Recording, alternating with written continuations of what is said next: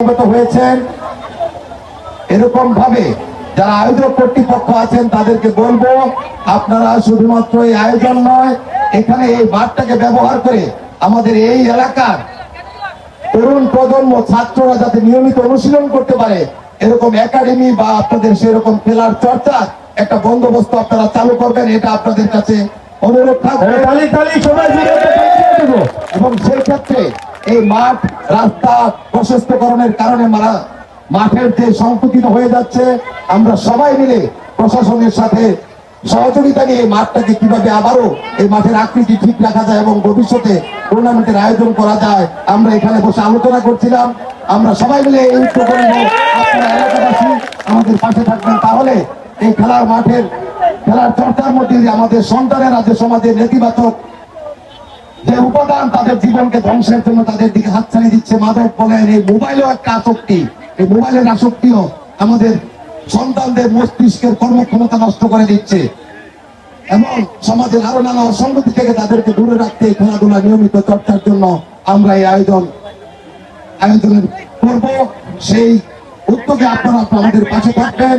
পাশাপাশি আমি একটি রাজনৈতিক দলের প্রতিনিধিত্ব করি, সেই রাজনৈতিক দল থেকেও আগামী দিনে এই তরুণ ছাত্রদেরকে এই বাংলাদেশের জন্য, এই সমাজের জন্য একটি টেকসই প্রজন্ম হিসেবে গড়ে তোলার জন্য আমাদের একাডেমিক শিক্ষার পাশাপাশি খেলাধুলাকে একটি বিষয় হিসেবে অন্তর্ভুক্ত করা হবে, এটা ঘোষণা করেছেন বিএনপির ভারপ্রাপ্ত চেয়ারম্যান জনাব তারেক রহমান।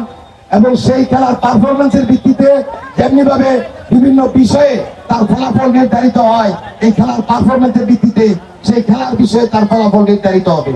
এর মধ্য দিয়ে বাধ্যতামূলক ভাবে আমাদের সন্তানেরা খেলাধুলার সাথে সম্পৃক্ত হবে এবং নিজেরা সুস্থ শরীর এবং সুন্দর মন নিয়ে বেড়ে ওঠার একটা ক্ষেত্র প্রস্তুত হবে।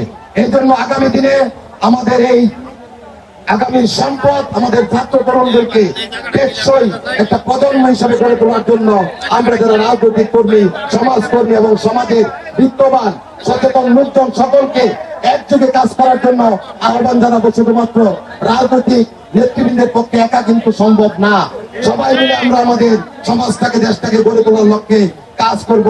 সেই প্রত্যাশা জানিয়ে বিজয়ী দলকে আবার অভিনন্দন। যারা বিজয়ী হতে পারেননি তাদের জন্য, তারা ইতিমধ্যে প্রথম সিজনে তারা চ্যাম্পিয়ন ছিল, আবারও যাতে তারা তাদের চ্যাম্পিয়নশিপ ফিরে পেতে পারে তার জন্য শুভকামনা জানিয়ে আমার বক্তব্য এখানে শেষ করছি। খোদা হাফেজ, বাংলাদেশ জিন্দাবাদ। সকলকে ধন্যবাদ। আসসালামু আলাইকুম।